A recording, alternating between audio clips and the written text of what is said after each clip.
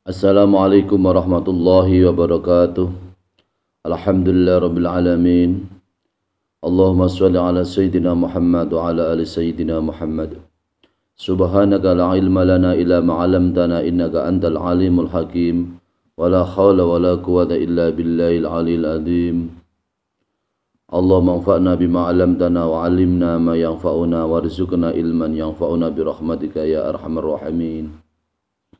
Amma ba'du, kaum muslimin dan muslimat, para pendengar yang dirahmati Allah Subhanahu wa taala. Alhamdulillah, syukurillah, pada kesempatan ini kita bertemu kembali dengan sunnah Rasulullah sallallahu alaihi wasallam. Semoga pada pertemuan ini bermanfaat untuk kita semua. Amin Allahumma amin. Shalawat beserta salam kita haturkan kepada baginda Rasulullah Muhammad sallallahu alaihi wasallam dengan ucapan Allahumma shalli ala sayyidina Muhammad wa ala ali sayyidina Muhammad. Pada kesempatan ini adalah mengaji kitab Sahih Bukhari juz 1 Shahifah 31 dengan beberapa penjelasan sebagai berikut ini. Dengan tema yaitu keutamaan ilmu dan beberapa materi lain yang berkaitan dengan ilmu. Bismillahirrahmanirrahim. Bismillahirrahmanirrahim. Qala Rasulullah sallallahu alaihi wasallam, "Idza anfaqa rajulu ala ahlihi yahtasibuha fa huwa lahu shadaqatun." Kitab Sahih Bukhari juz 1 Shahifah 22. Apabila seseorang itu berinfak atau membelanjakan kepada keluarganya yang di situ adalah niatnya adalah karena Allah Subhanahu wa taala, maka baginya adalah sebagai sedekah. Jadi kalau kita orang tua ini, orang tua kita sebagai bapak atau ibu, sebagai orang tua atau orang tua asuh, apa yang kita keluarkan untuk anak kita, maka ini adalah dalam rangka untuk mencari ridha Allah Subhanahu wa taala, maka semuanya adalah bagian daripada sedekah. Sedekah itu adalah menolak bala. Apabila kita membelanjakan untuk sesuatu untuk keluarga kita, ini maka dihitung sebagai sedekah, maka termasuk menolak bala, menolak penyakit, menolak berbagai rintangan dan hambatan. Maka sebagai orang tua ini, kita ini tidak boleh orang tua yang medit, orang tua yang pelit. Anak kita ini contohnya, anak kita ini mau mengaji, pengen ngaji di pesantren, sedangkan kita pun mampu, maka orang tua ini tidak boleh menahan atau melarang anak kita mengajar atau belajar di pesantren. Contohnya anak kita mau belajar di sekolah atau di madrasah, atau di pesantren atau di dinia atau program sarjana kuliah. Dalam keadaan kita ini orang tua mampu, maka kita ini sangat dianjurkan untuk kita upayakan, kita sebagai orang tua untuk bisa melayani atau memberikan pertolongan atau pelayanan kepada anak kita, supaya apa yang menjadi angan-angannya, cita-citanya dikabulkan, atau kita semua memenuhi apa yang menjadi cita-cita anak kita.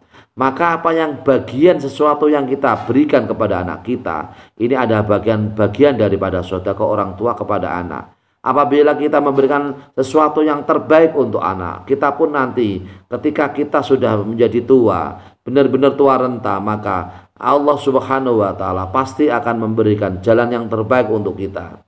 Contohnya ini, anak-anak kita ini sudah kita sekolahkan, kita kita ajarkan ilmu agama, kita didik, kita bekali ilmu agama. Kemudian dilanjutkan dengan program sarjana umpamanya. Kemudian berlanjut sampai selesai, sampai sekolahnya selesai, sampai berhasil menjadi anak yang berhasil. Maka ini sangat tersentuh anak-anak kita. Kalau ini adalah orang-orang yang selalu mengingat jasa orang tua. Kita ini ketika jerih payah kita, apakah kita menjadi petani atau pedagang atau menjadi guru atau pegawai kantoran atau apapun, ketika anak kita sudah berhasil, maka mereka akan tersentuh dalam hatinya. Mereka tersentuh dalam pikirannya, tersentuh dalam hatinya, bahwa keberhasilan yang mereka peroleh adalah bagian dari jerih payah orang tua. Keberhasilan yang mereka peroleh, anak-anak kita peroleh, adalah bagian dari jerih payah, yaitu jerih payah atau dari usaha-usaha kita sebagai orang tua. Keberhasilan yang mereka peroleh adalah bagian daripada hasil keringat orang tua. Maka ketika anak-anak kita ini adalah anak yang sukses, karena pendidikan, maka mereka akan sangat menghargai orang tuanya yang telah yaitu selesai menyelesaikan ilmu dalam bangku ilmu atau bangku sekolah. Maka para pemirsa yang dirahmati Allah Subhanahu wa taala, maka di sini kita semua ini harus mampu untuk mendidik di manapun kita semua, tidak hanya sebagai pendidik, orang tua pun punya kesempatan untuk mendidik anak-anaknya di rumah. Kemudian termasuk di rumah pun kita jadikan rumah sebagai sarana pendidikan, rumah sebagai yaitu tempat untuk belajar bersama dengan keluarga, bersama dengan anak-anak kita. Hadis yang sumbernya dari Ibnu Umar. Ibnu Umar radhiyallahu anhu qala Rasulullah sallallahu alaihi wasallam, ij'alu fi buyutikum min sholatikum wala tatakhiduha kubura. Hadis yang sumbernya dari Ibnu Umar. Radhiyallahu anhu. Ibnu Umar berkata, Rasulullah sallallahu alaihi wasallam telah bersabda, jadikanlah di rumah kamu sebagai tempat ibadah untuk melaksanakan ibadah sholat, dan jangan jadikan rumah-rumah kamu adalah rumah yang seperti kuburan.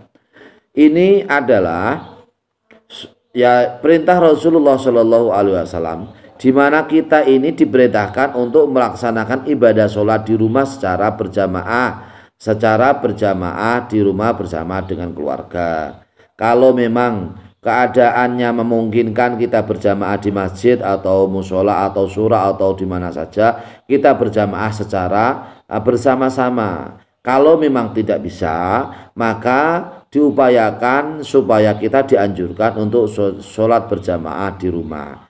Sholat berjamaah di rumah bersama dengan istri, bersama dengan anak, itu adalah bagian dari pendidikan praktek melaksanakan ibadah di rumah. Jadi anak kita ini harus dibekali 3 komponen penting. Yang pertama secara umum adalah yaitu bekal ilmu agama, di mana yang pertama anak-anak kita ini harus dibekali dengan ilmu agama, artinya adalah orang yang berpengetahuan dalam hal ilmu agama. Kalau sudah mengetahui ilmu agama, kemudian selanjutnya adalah mempraktekkan, mengamalkan ilmu-ilmu agama dalam kehidupan sehari-hari. Contoh, anak kita diajari dengan praktek wudu, anak kita diajari dengan praktek sholat yang benar, anak kita diajari dengan praktek yaitu kegiatan gerakan-gerakan ibadah sholat secara benar. Ini adalah sangat penting. Kemudian yang ketiga, unsur yang ketiga yang penting bagi kita sebagai orang tua adalah akhlak. Setelah dibekali ilmu, kemudian melaksanakan ilmu, yang ketiga ini jangan sampai lupa, yaitu akhlak. Perilaku, attitude yang benar, perilaku bagaimana anak kita bisa berkata yang baik kepada orang tua ketika mau belajar ke sekolah, ke madrasah, ke pesantren, ke diniyah atau jamaah. Usahakan terbiasakan dengan bersalaman kepada orang tua. Upayakan ketika berangkat, ketika pulang bersalaman kepada orang tua. Di rumah pun juga sama. Praktek kehidupan sehari-hari yang memang perlu kita praktekkan secara benar. Umpama ini contoh, di rumah ini kita makan sama-sama. Habis pulang, ibu sudah memasak. Kemudian ayah pun kebetulan pulangnya pagi, tidak biasanya pulang siang atau sore, pulangnya pagi atau menjelang siang. Kemudian anak-anak kita ini sudah pulang dari sekolah atau dari madrasah. Kebetulan menjelang duhur, ibu ini sudah memasak dengan berbagai menu yang ada, sudah siap di meja makan. Kemudian yang benar ini adalah bagaimana kita sebagai orang tua, bapak atau ibu mampu untuk yaitu makan bersama dengan keluarga, dengan anak kita. Bagaimana membiasakan mencuci tangan, kemudian membiasakan hidup bersih, mencuci tangan ketika mau makan. Bagaimana anak-anak kita juga terbiasa memakan dengan berdoa dulu, Allahumma barik lana fima razaqtana wa qina adzabannar.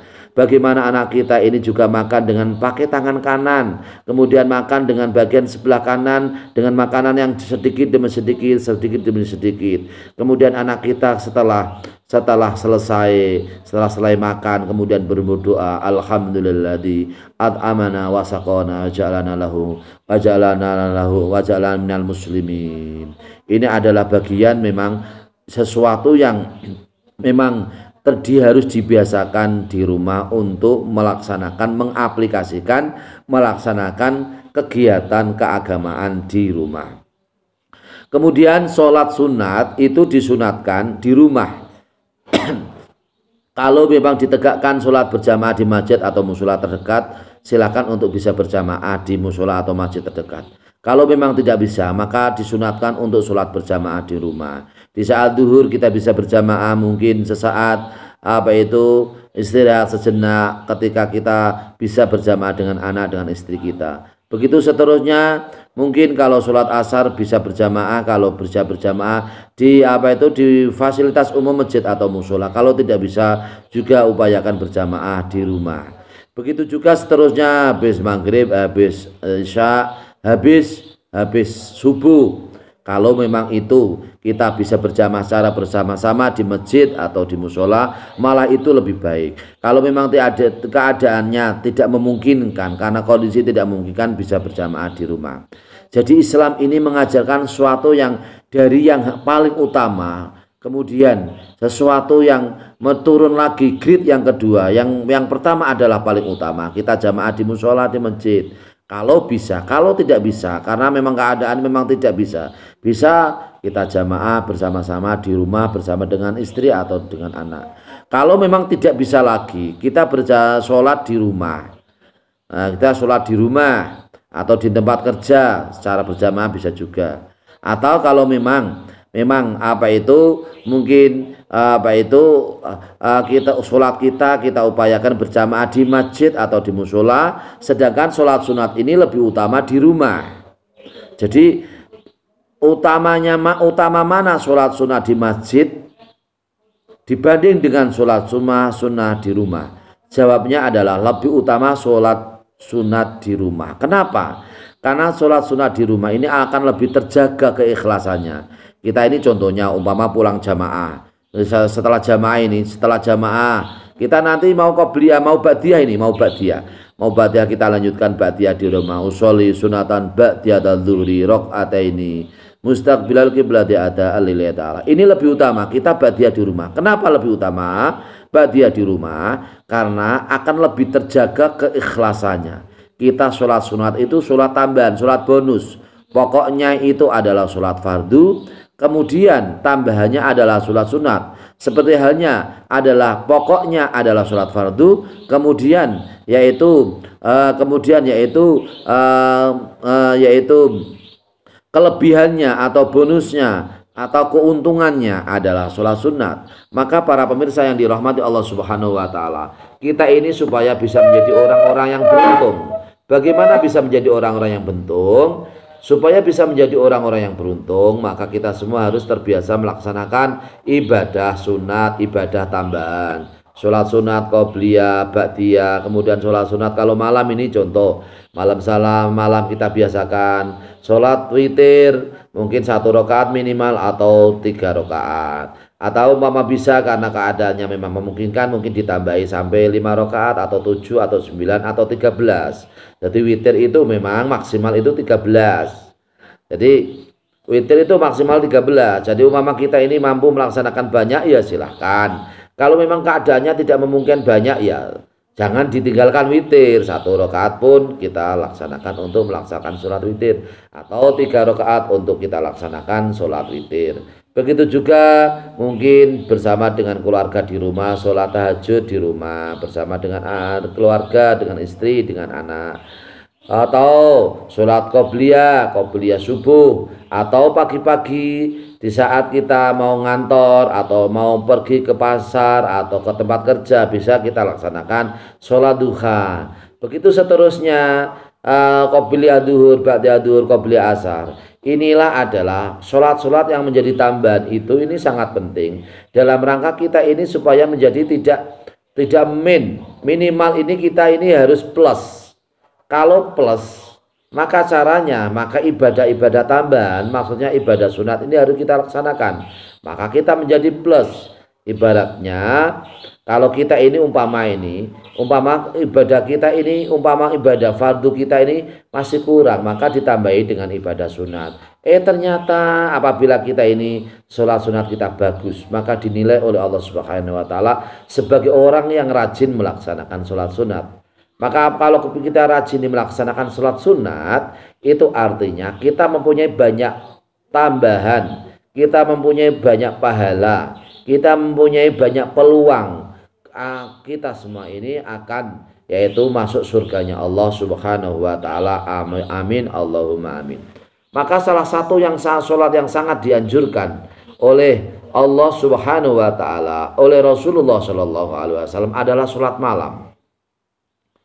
Wa minal laili fatahajjat bihi nafilatan laka asa ayyab'asaka rabbuka maqaman mahmuda. Dan sebagian dari waktu malam maka bertahajudlah kamu melaksanakan sholat malam sebagai tambahan, sholat tambahan atau ibadah tambahan bagi kamu.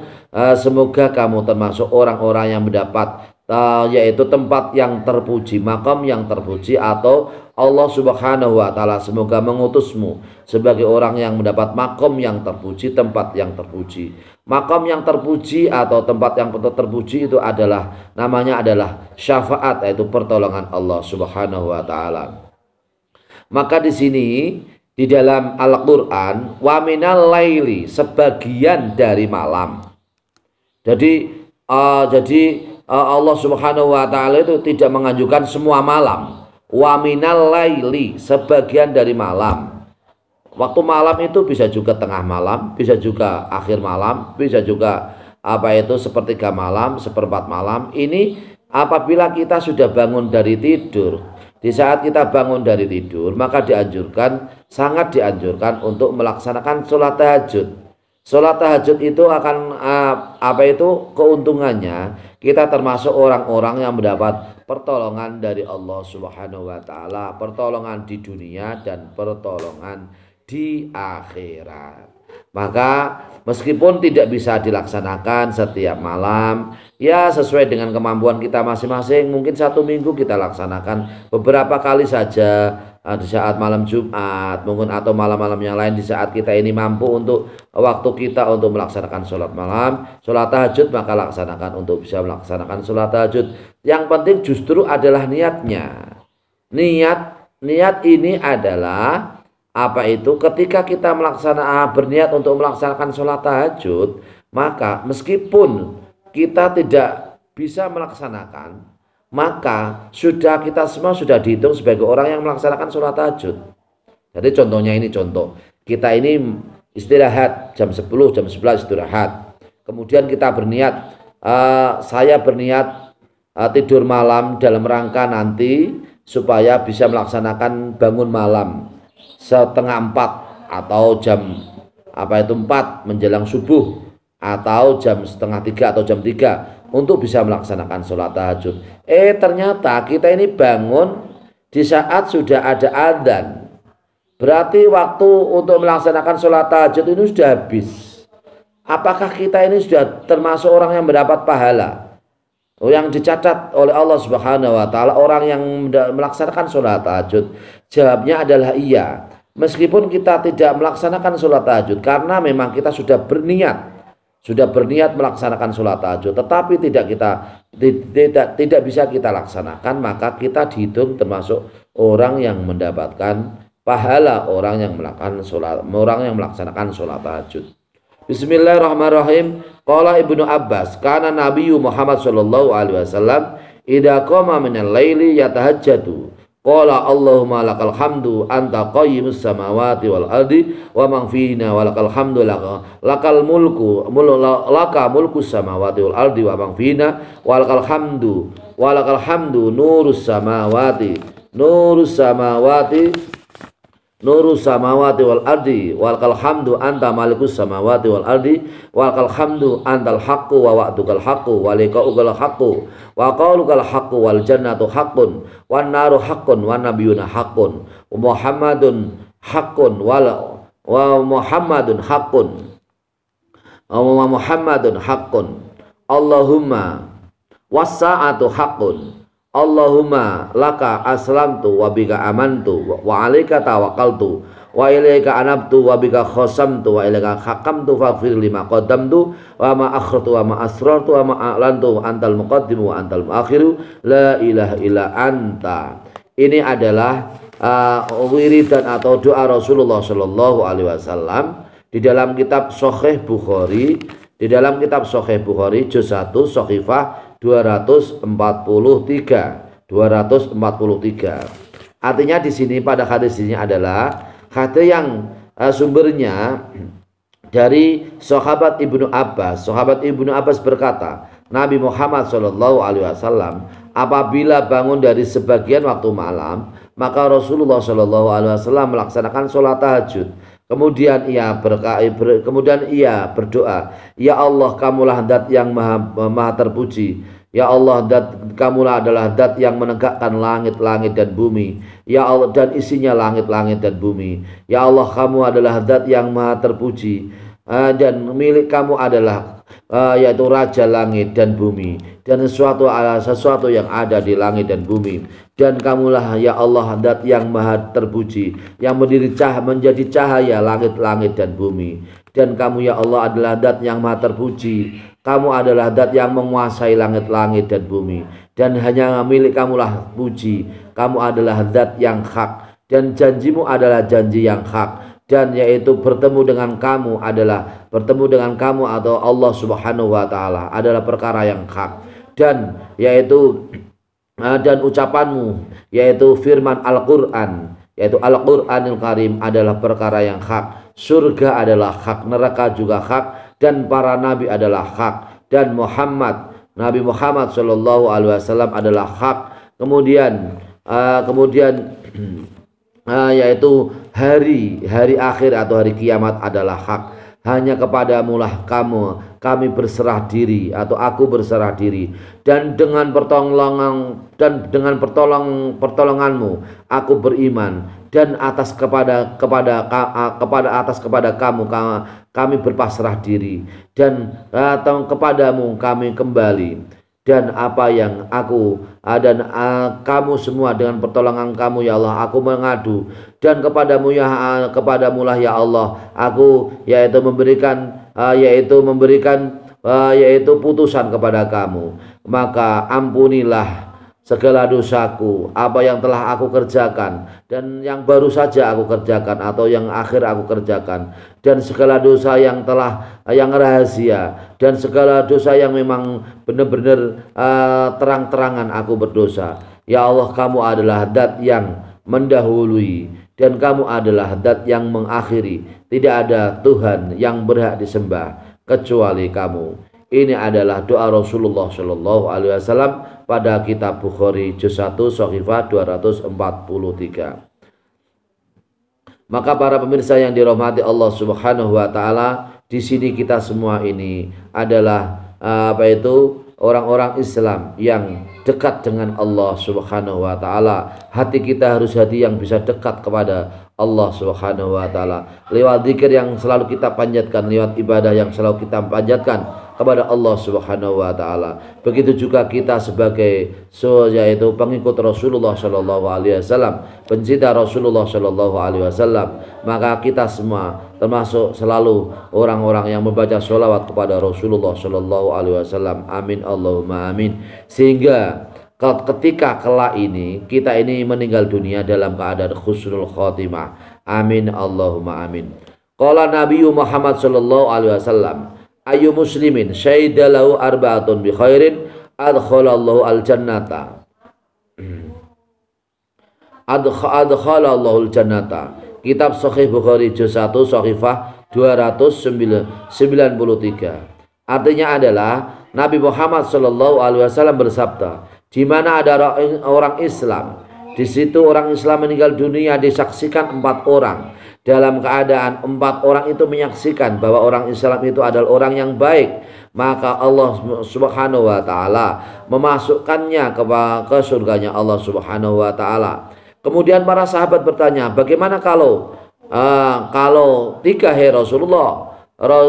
Rasulullah menjawab, 3 orang yang menyaksikan bahwa orang yang meninggal dunia si mayit itu adalah orang baik, maka juga termasuk orang yang dimasukkan surganya Allah Subhanahu wa taala. Bagaimana kalau 2 hai Rasulullah? Kemudian para sahabat bertanya, bagaimana kalau 2 hai Rasulullah? Rasulullah pun menjawab, 2 pun orang yang menyaksikan, 2 orang yang menyaksikan bahwa orang yang meninggal dunia adalah orang yang baik, maka saksi 2 orang itu juga menjadikan Allah Subhanahu wa taala memasukkan surga kepadanya.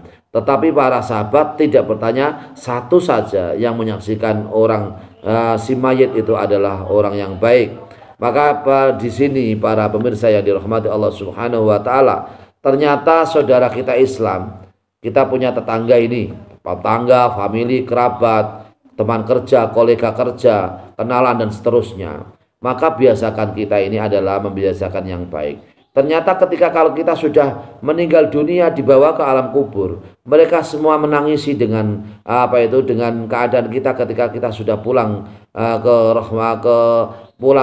yaitu ke kehadiran Allah Subhanahu wa taala. Mereka semua menyaksikan bahwa kita ini adalah orang-orang yang baik. Apabila saudara-saudara muslim menyaksikan kita adalah orang yang baik, maka kita termasuk orang yang wajib masuk surganya Allah Subhanahu wa taala. Amin Allahumma amin.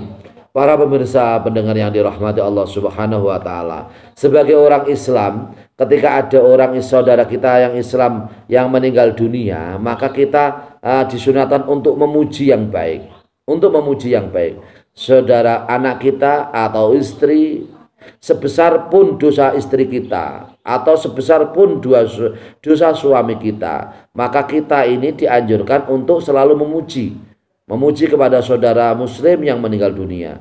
Apabila memuji orang yang meninggal dunia, itu artinya adalah kita semua ini adalah menunjukkan bahwa saudara kita yang meninggal dunia adalah dalam keadaan yaitu dalam keadaan muslim yang baik.